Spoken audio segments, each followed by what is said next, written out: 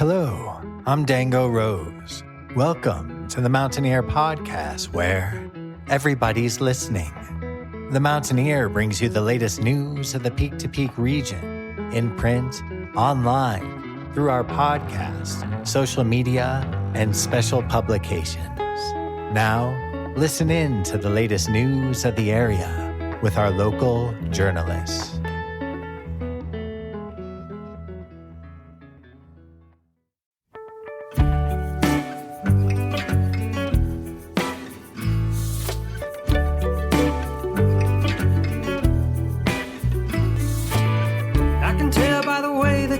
That you already left, you're already dead. It's the cadence of a man on the run, afraid of himself and afraid of the sun. The song that you are currently listening to is called Sugar Kush Neon Bubblegum, parentheses studio version, and it is officially released now by David Lawrence and the Spoonful. It came out on July 30th and is the first of 3 singles that are coming out this year. The second single will be released on September 20th. But in the meantime, if you're curious to learn more about David Lawrence and the Spoonful, then be sure to check them out on their official website at David Law Spoonful. That's David, L-A-W, Spoonful.com, or be sure to check them out on Instagram, Facebook, or YouTube. They called it something real dumb like Sugar Kush Neon Bubblegum. I know you wanna do it right. Too bad it's easy doing wrong. And when you try to steal the night, you'll see there's nowhere left to run.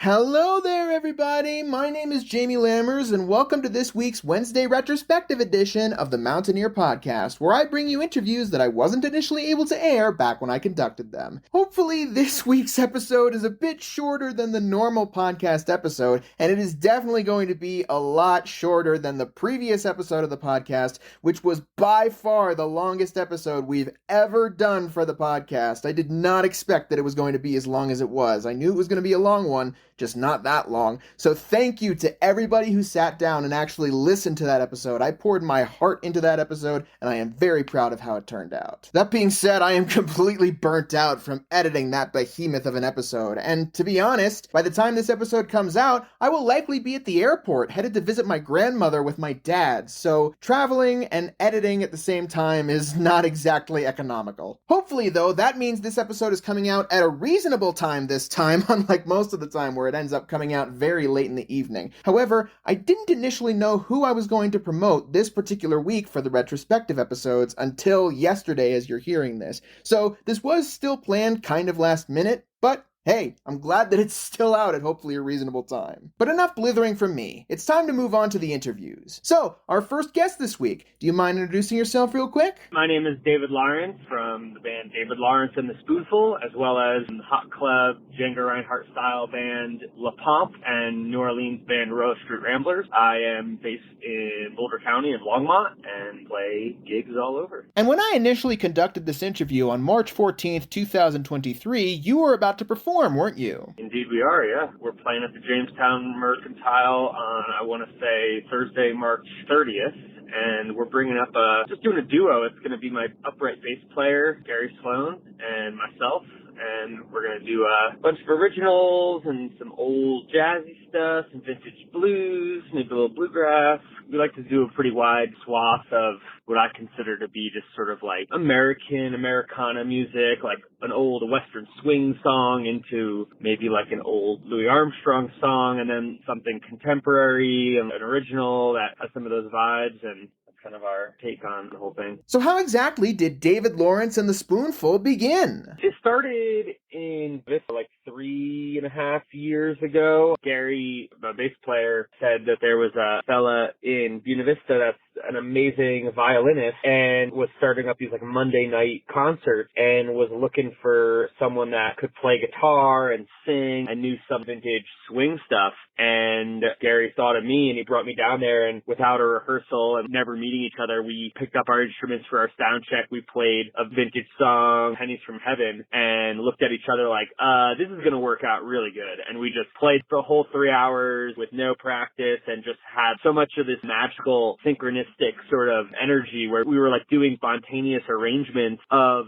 songs that we had never played together, but it was like we were reading each other's minds. And from then on, the three of us were like, oh, we definitely need to be playing more. So it kind of had some permutations of different band names and stuff like that. But in 2020, when the pandemic started, I started getting a little more serious about making a band name that represented this new direction in my music. As I mentioned, I have other projects that I'm in, but this band, I wanted to have a lot more original music, roots music, and really be inspired by a lot of complex inspiration to create this project. And of course, Coleman Smith, the fiddle player from Buena Vista, Gary Sloan, and then we added a drummer, Glenn Austin, and that's been the core quartet for a little while. And what's been the musical background of all the members of the band? I mean, my musical background, I've been in a Django Reinhardt style, what's sometimes called gypsy jazz band for about a decade. And that's been my cornerstone in my music, is this French jazz inspired stuff. But my deep roots are like Lightning Hopkins, Muddy Waters, Howlin' Wolf, B.B. King, Sonny Boy Williamson, his old blues traditions. And that inspires my creative writing and all the stuff that I play. And then Coleman Smith was a Texas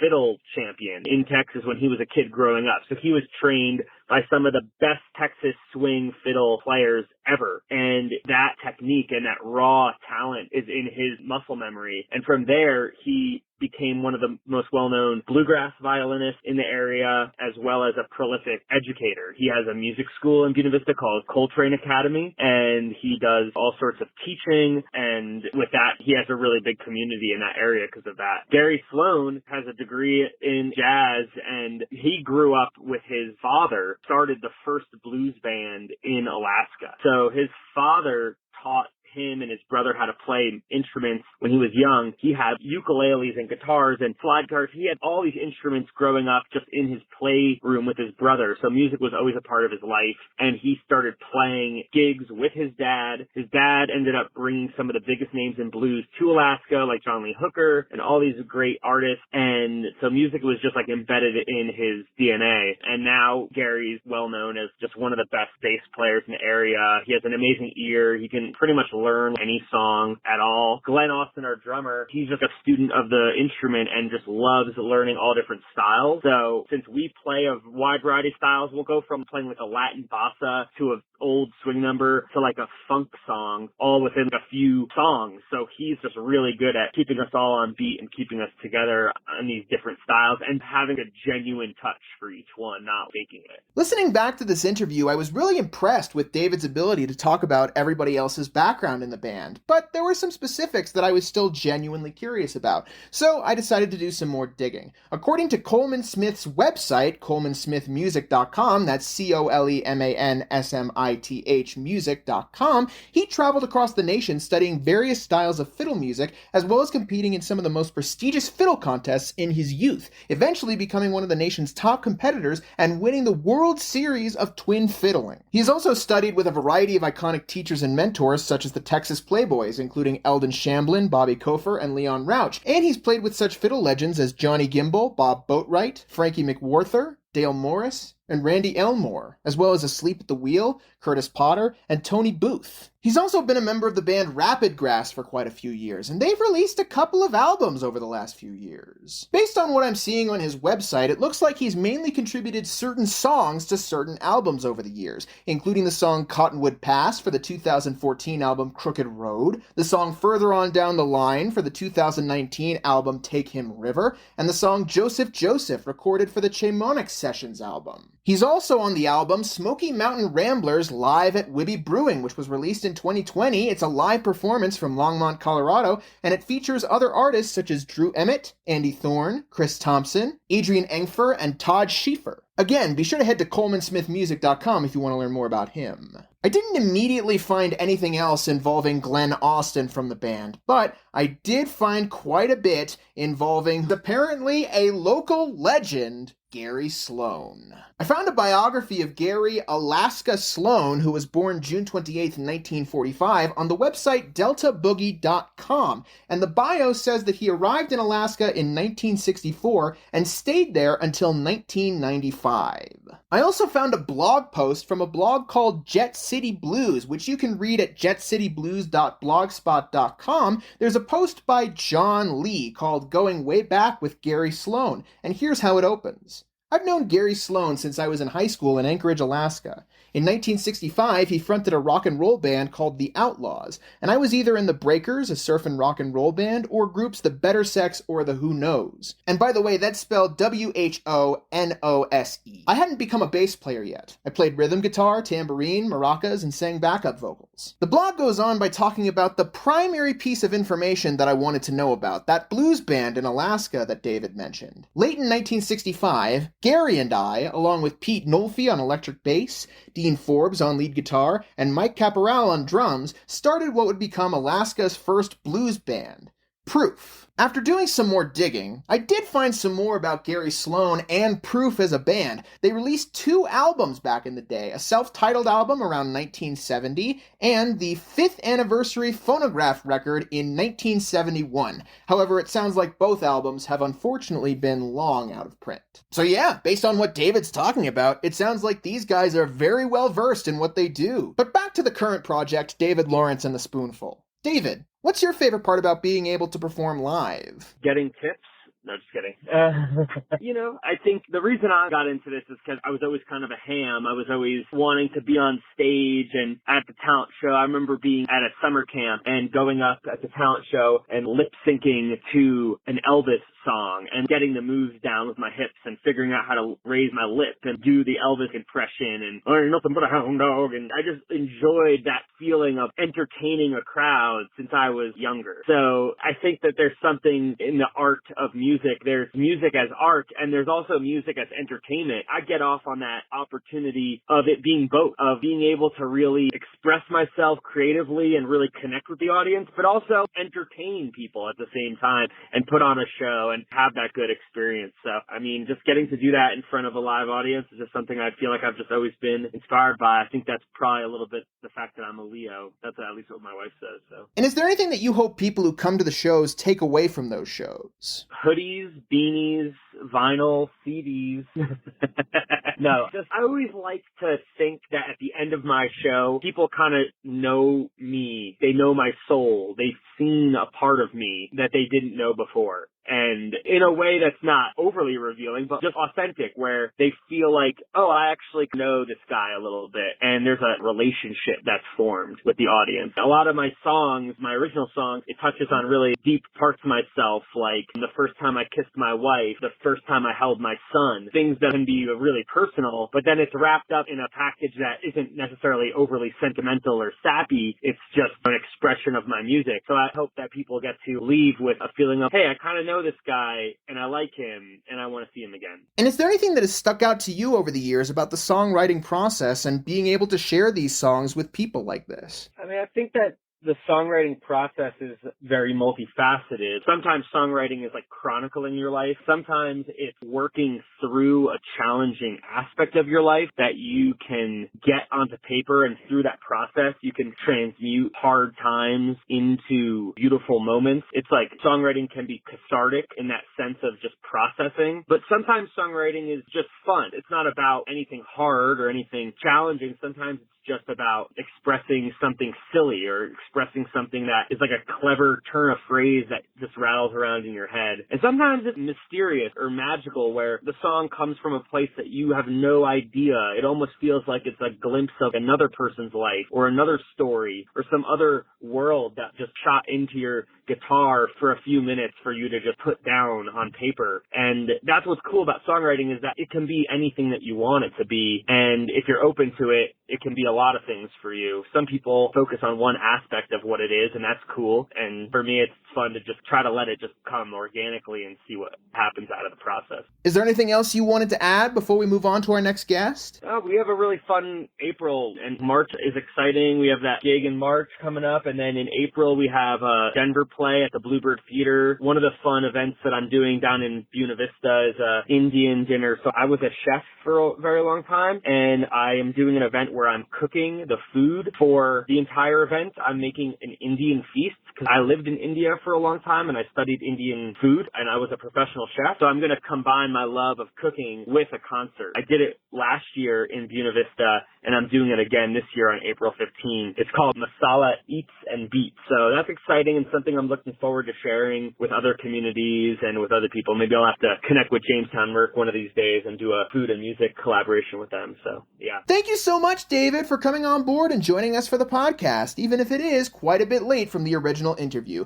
which, by the way, was conducted once again on March 14th, 2023. I ended up writing the column for David Lawrence and the Spoonful for the March 23rd, 2023 edition of The Mountain Ear. So check out the Music of the Mountains column for that edition if you want to learn more about the band. At the time, I was promoting David Lawrence and the Spoonful's show at the Jamestown Mercantile on Thursday, March 30th, 2023. And honestly, that idea about combining a concert and a dinner sounds absolutely awesome. Definitely reach out to the Merc about that, David. That sounds really fun. I haven't really mentioned David's background completely yet, but he's got a ton of things available for you on the internet. If you want to check out his jazz band La Pompe, then be sure to head to lapompejazz.com, that's LAPOMPE jazz.com, and check them out on Facebook and Instagram as well. La Pompe actually has quite a few releases that are available for you wherever you get your music, including Lush Original, the 2017 album, the 2019 follow-up Passages, the singles Ghost Note from 2019, and Double Jus, also from 2019, and the Carols EP from 2023. There are also 2 additional EPs, Demo and LPJ, available on Bandcamp.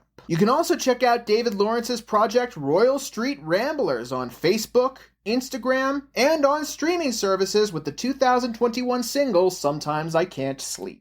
But finally, let's promote the current biggest project, David Lawrence and the Spoonful, which you can find online wherever you get your music with their 2022 album Lean In, as well as other single releases that they've done over the years. They've released the singles Seeds We Sow and Honeymoon's Over from that album Lean In, but they have also released the single Corina, and most recently, on July 30th, the single Sugar Kush Neon Bubblegum. Those singles are now available wherever you get your music, and be sure to check out 2 other singles coming out later this year. And finally, if you want to check out more of David Lawrence and the Spoonful, be sure to check them out on Facebook, Instagram, or YouTube, or head to their website at davidlawspoonful.com. Before we move on to our next guest, here's an ad break.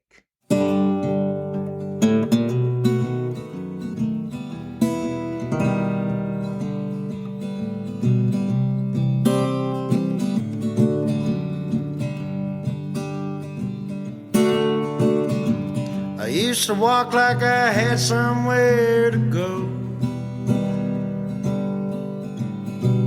but nowadays I get around pretty slow. Here's an ozone tip for you. Don't idle your car. Go wild for front range air quality. Cut the engine when you're parked to reduce ground level ozone. Idling increases ground level ozone, which is created from pollutants like car exhaust and is the front range's biggest air quality issue and a leading cause of respiratory problems. Each minute of idling releases 150 balloons worth of air pollution. So, turn it off and on again. Know when it matters most. Here's Kelsey Simpkins from the Regional Air Quality Council to let you know what you can do to sign up for ozone alerts. You can go to our website at simplestepsbetterair.org, or you can text 21000 to Better Air CO. All this information, again, is on our website to sign up for these email or text alerts and help understand the context of when ozone is worse and what you can do about it. If you want to hear more from Kelsey Simpkins about what you can do to combat the ozone problem here in the Front Range, then be sure to check out a previous episode of the Mountaineer Podcast. Music credits will be given at the end of this episode. Call on birthday would always be good friend. And I think that it's time that I take my leave. Heart-shaped scars living on the sleeve.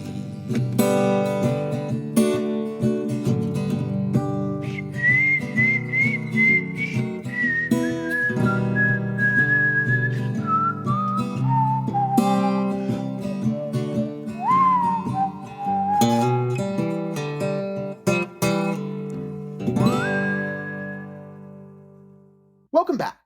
And now, let's welcome our next guest back to the podcast. He's actually been on this podcast before. Not only that, but this musician has the distinction of being the only musician I have ever covered in Music of the Mountains twice. So, I'm honored to ask once again, do you mind introducing yourself real quick? Yeah, my name's Dames Ohl. I grew up in the mountains outside of Boulder, Colorado, Left-Hand Canyon, and grew up playing with the band Flash Mountain Flood, still do. And the last few years started my own solo project that's a little more along the veins of Americana or folk or country music, just under my name, Dames Ohl. And I'm excited to be finally releasing a debut EP coming up here in the next month. Yeah. And at the time that I recorded this interview on July 7th, 2023, you had a couple of events coming up, didn't you? Yeah, so I mean, there's going to be a couple shows. The 29th, I'm playing at the Swing Station, which is in LaPorte, Colorado, outside of Fort Collins. And then on that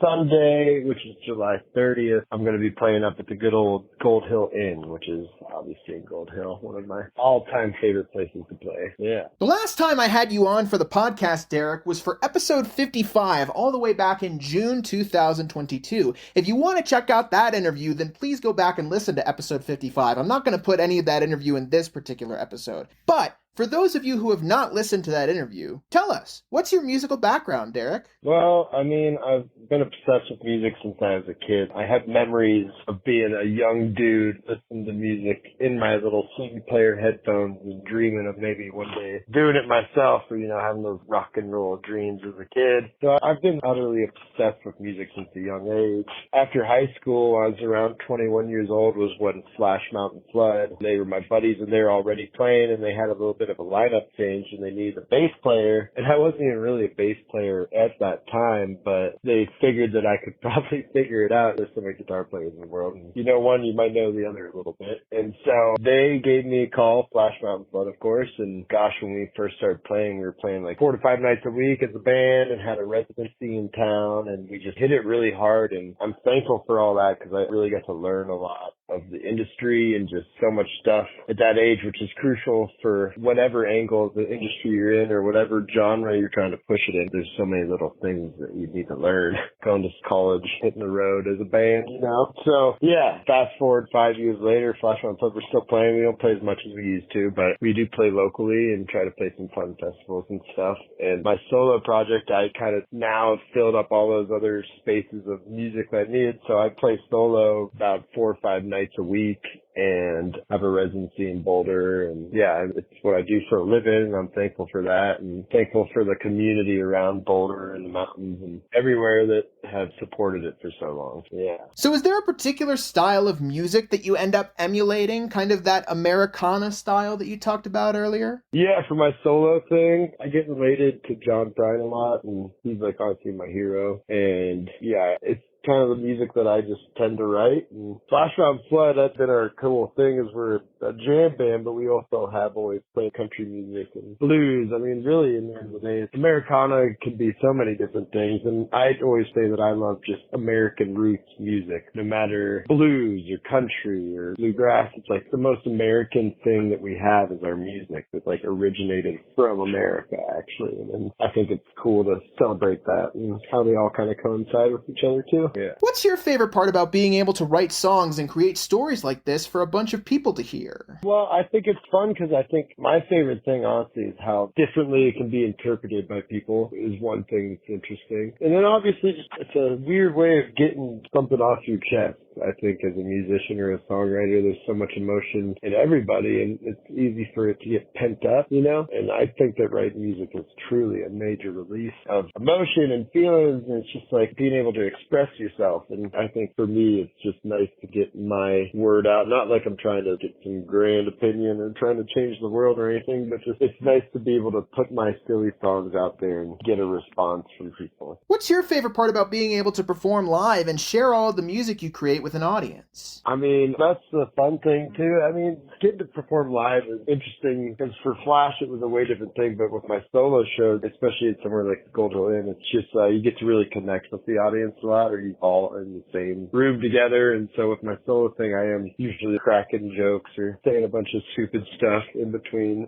And I think it's fun to try to make it a show, a performance, and it goes beyond just the music. You got to be there as a person and make sure that people have a good time. Is there anything that you hope people will be able to take away from your shows when they come and see you? Oh, I mean, I don't, that's an interesting question. I mean, I don't know. I just hope that they can leave with a smile on their face. Like I said, I'm not really thinking about anything too serious, crazy. It's just happy folk music about regular folk people kind of thing, you know? But I just hope that people can leave happy and be friends. Yeah, beyond that, I know. And are there any particular memorable experiences that you've had over the years, either songwriting or performing? Well, I mean, it's crazy where it'll take you. Mainly it's just the places you get to go. Like in the last few years as a solo musician, I've gotten to tour to the South and back a couple times. Or this last time when I went to record my EP, I went all the way to Charleston, South Carolina and back and did a whole pretty major tour, stopping at a lot of places along the way. And I don't know, it just takes you a lot of crazy places. I got invited once to go play bass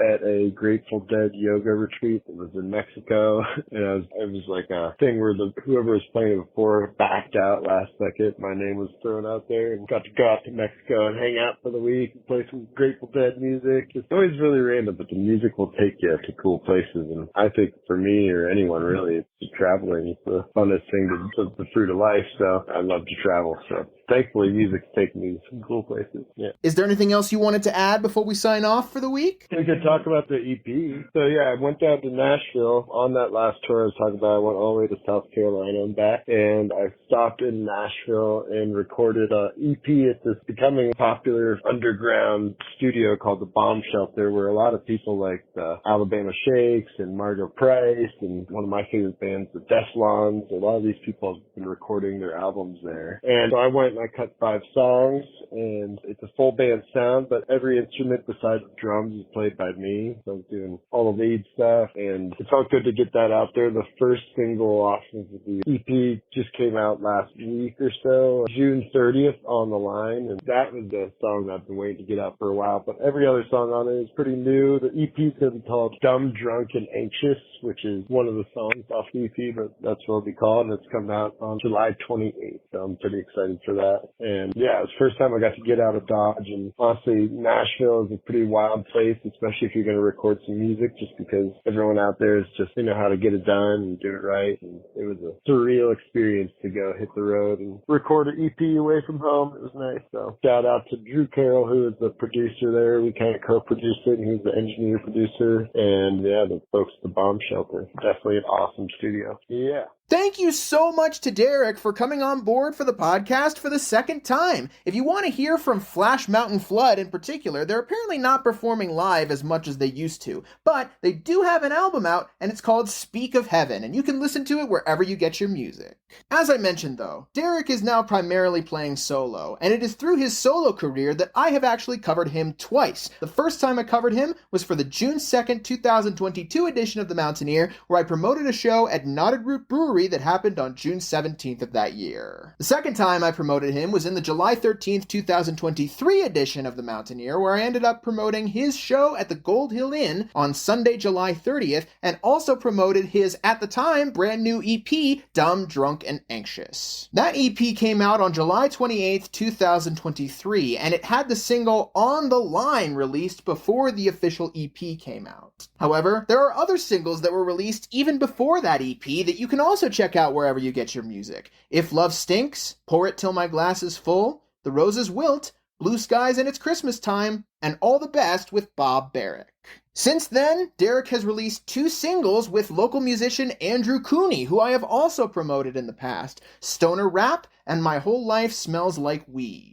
But finally, the big reason why I wanted to bring Derek back onto the podcast at this particular time is that he has been gearing up to release his debut album, which has finally come out. It came out on July 12th, so it's been out for less than a month, and the full title is Someday I'll Be Happy and Rule This World of Mine. Derek released the singles Satin Sheets, Standing Still, and Stupid Ain't a Sin to get ready for that album, and now there are 7 other songs that are out there for you to listen to, including Dumb, Drunk, and Anxious, the dumb version. Be sure to check out this album wherever you get your music, and if you want to see more of Derek Dames Ohl, then be sure to check him out at Derek Dames Ohl Muzak, that's right, it's spelled like elevator Muzak.com, or check him out on Facebook, Instagram, or YouTube, including an independent performance on the YouTube channel Through the Fence that was released in 2022. Thank you so much to everybody who decided to tune in to this significantly shorter episode of the Mountaineer Podcast. I hope that you enjoyed this week's Wednesday retrospective. If you'd like to share this episode or others with whoever you see fit, then be sure to head to the mtnearpodcast.buzzsprout.com or to the mtnear.com/the-mountain-ear-podcast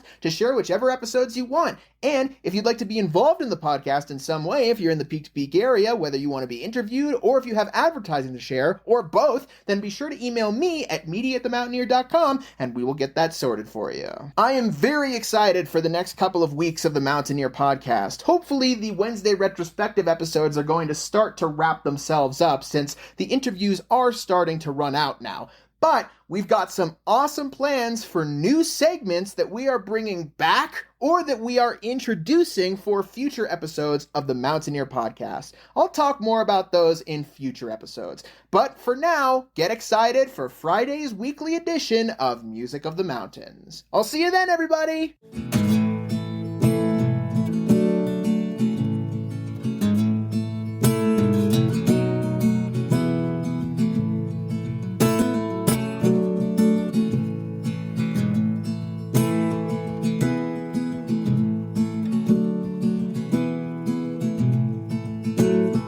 First time I met you, girl, I should have walked. You used to being lonely, and why should I stop?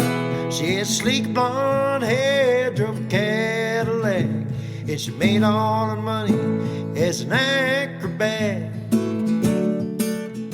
The song that you heard in the ad break is called Standing Still, and the song that you are currently listening to is called Sugarloaf, and they are both by Derek Dames Ohl from his brand new debut album, Someday I'll Be Happy and Rule This World of Mine. Be sure to check out that album as well as other releases of Derek's wherever you get your music, and be sure to check him out online at Derek Dames Ohl Muzak, that's MUZAK.com, or on Facebook, Instagram, or YouTube.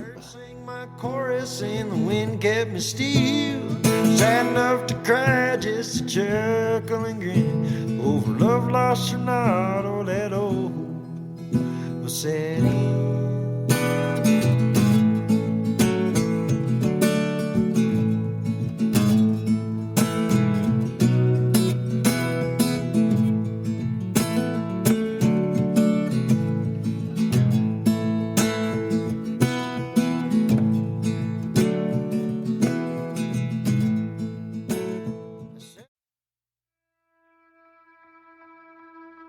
And that's it for our show. Subscribe online to get more access to more news, weekly updates to our community calendar, and a link to our YouTube channel by visiting themountaineer.com. Be sure to use the coupon code PODCAST when subscribing for a 10% discount, only available to our listeners. If you are in the local Peak to Peak area, be sure to pick up a print edition of The Mountaineer at a local business. I'm Dango Rose. Thank you for listening.